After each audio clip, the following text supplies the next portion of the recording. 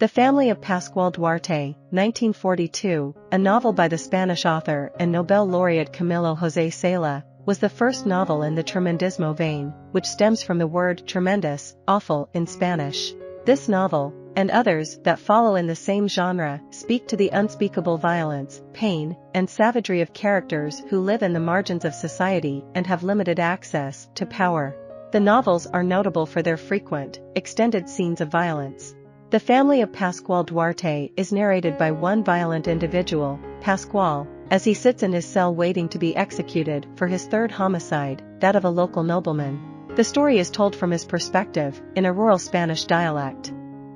The narrative is structured as a transcript, which the translator claims to have transcribed from a collection of disorganized and sloppy passages he found in a manuscript in a drugstore in Extremadura.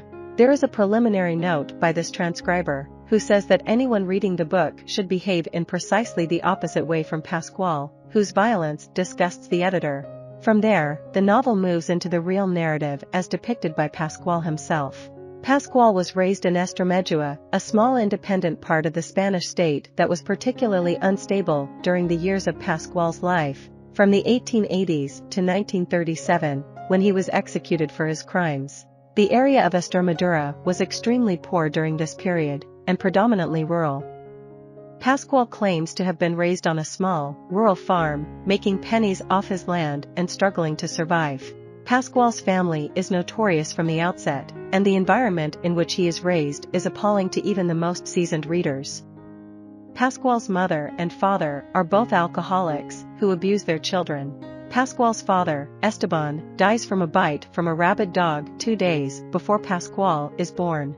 Rather than seeking medical treatment for Esteban, the family locked him in a closet, and he died raving and screaming in that solitary, dark room, gone mad from the disease. Pascual's mother lives on, taking on other partners. Pascual has another half-brother and sister. Mario, his half-brother, is born with developmental disabilities, and rather than care for him, the family leaves him to crawl on the floor with their pigs and dogs. Mario is attacked by the pigs one day, who eat his ears. The family can't stand to look at him afterward, because of the horrible disfigurement. After this incident, Mario is terrified of pigs, shrieking when they are around. Don Rafael, Mario's possible biological father, kicks him during one of these fits, and Pascual's mother laughs. This is the beginning of Pascual's resentment of his mother. The only saving grace of the family is Rosario, Pascual's sister, who leaves the house to make a living as a prostitute. Pascual learns at an early age that the only solution to his problems is violence.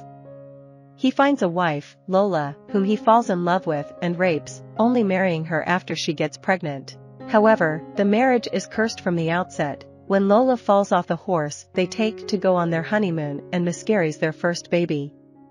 The second baby dies at 1 year old, and Lola is distraught. Pascual's resentment of his mother grows, and eventually, he murders her, as well as a notorious pimp whom he accuses of disrespecting his wife and his sister, who works under him as a prostitute. For these crimes, Pascual goes to jail. He is only released because of the good graces of a prison priest and the director of the prison, who see through his violent exterior. Once Pascual is released, he takes another wife, Esperanza, the niece of the local witch. She loves Pascual, despite her knowledge of the violence he has done, and even forgives him after Pascual gets into a fight with a nobleman and kills him.